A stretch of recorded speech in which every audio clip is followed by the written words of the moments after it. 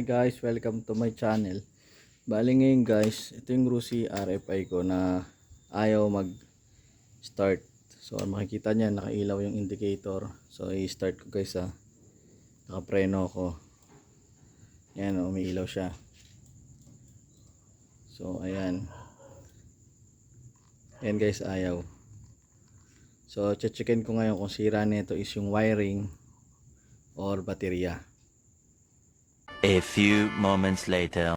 So ito guys, nabuksan ko na ignition switch guys. Nakita ko siya marumi, corroded na siya. Paano masabi? So ito yung ignition switch guys, ito. Yan. So ang ginawa ko dito guys, kung makikita nyo, ayun ayan niliha ko na yung loob. Kita nyo guys. Bola lang yan. Para mag-contact yung dalawa. Nakaliha na siya. Ayan Hindi, wow. So ngayon guys, i-testing natin kung i-start.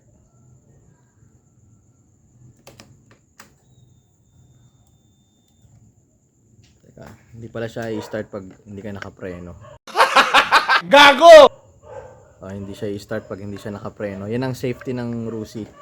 So teka lang guys Lalagay ko lang yung camera. What?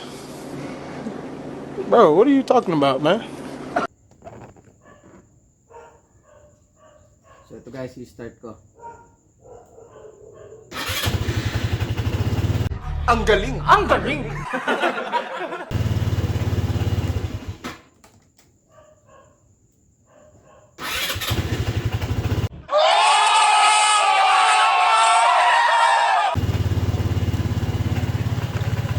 So yun guys.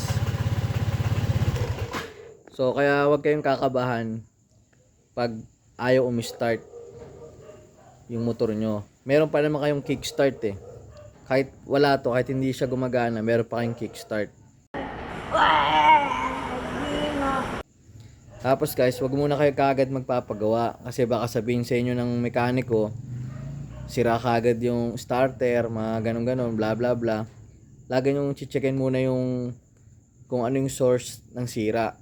Paano masabi? Tulad yan, ito yung may diferensya.